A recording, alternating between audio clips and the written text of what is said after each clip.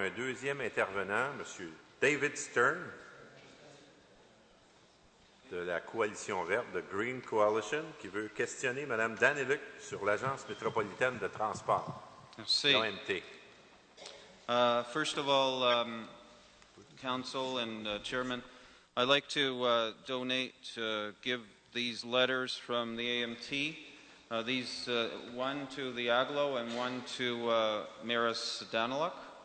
And this is with respect to the refusal of the AMT to answer any of my questions pertaining to the safety issues and fire issues in the Mount Royal Tunnel.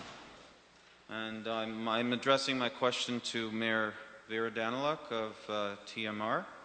And the reason I'm doing that is because TMR traditionally has been served by that railway, as well as historically was built by that railway. And Mayor Danyluk is very interested in this issue.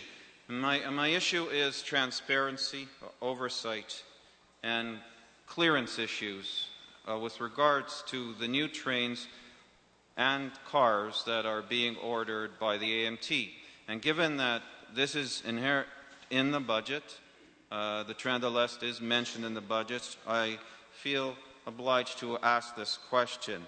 First of all, tests have been done with regards to the cars, and the multi-level cars have clearance issues. So when AMT did the test, it used an old locomotive, and it got tangled, first of all, got tangled in the overhead wires, therefore getting zapped by 25 kilovolts of AC current. Second of all, the new locomotives, as I've mentioned previously in another question, are dual-powered and therefore are fuel-laden and are going to be using a tunnel which is not equipped for exhaust fumes and not equipped for fires or emergencies. The AMT tests found that there are, as I said previously, clearance issues with the cars, the bi-level cars. At the curve underneath McGill University and McGill College, they knocked over several lamps along the wall. And then when they entered central stations, the bi-level cars were banged up by the concrete platforms. And the reason for that is that the the platforms, the high-level doors on the cars are 5 inches too high for the high-level platforms at Central Station. Also, the handbrakes were left on, so the car's wheels became flat, and all the wheel sets had to be changed. Over and above that, there's a CTA accessibility issue with regards to disabilities. Via Rail was ordered to change its cars to make them accessible to handicapped people and elderly, and that has not been done by the AMT. And second of all, again, there's a problem with the Federal Railroad Administration collision standards with regards to the new locomotives. My question is this: why does the AGLO budget these monies for the AMT without discussing such problems? And where's the oversight? Where's the transparency? And why does the AMT and Joe Gauthier refuse to answer any questions? Thank you, Mr. Stern. Thank you. Mrs. Danyluk. The other one.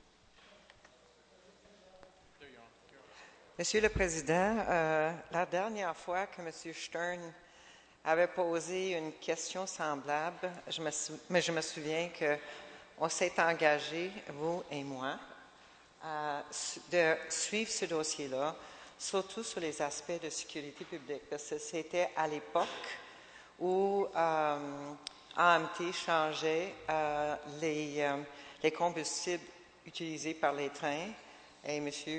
Stern avait soulevé la même question: qu'est-ce qui arrive avec des trains qui vont porter des combustibles dans le tunnel et sans faire les changements dans le tunnel pour les gens, les passagers qui sont sur les trains?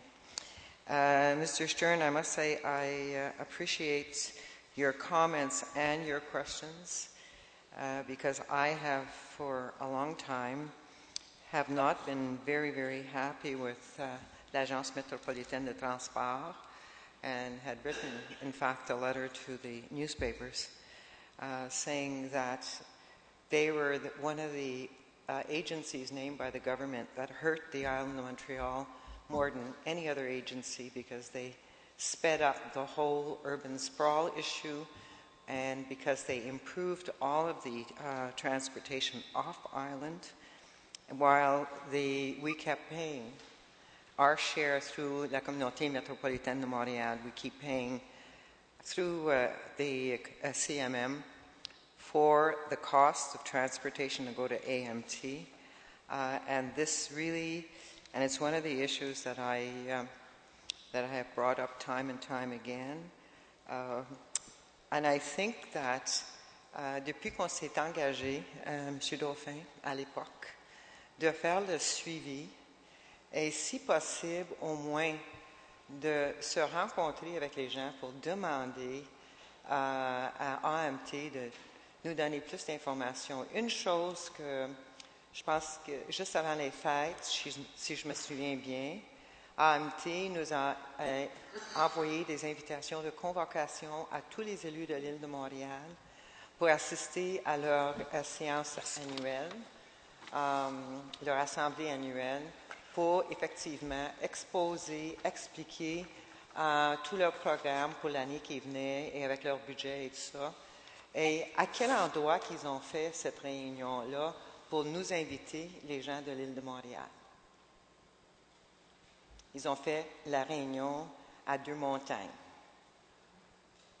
OK? Est-ce que c'était juste pour nous solliciter ou nous encourager de prendre le train?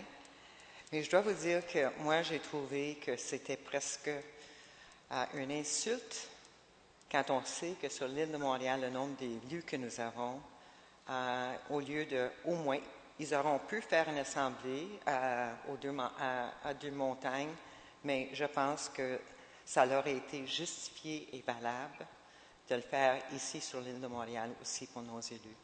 So, David, I promise I'm going to contact Mr. Dauphin, our president, and we will follow up on what we promised several months ago and see if we can have a forum where our citizens and our elected people can invite AMT and get some explanations. Thank you.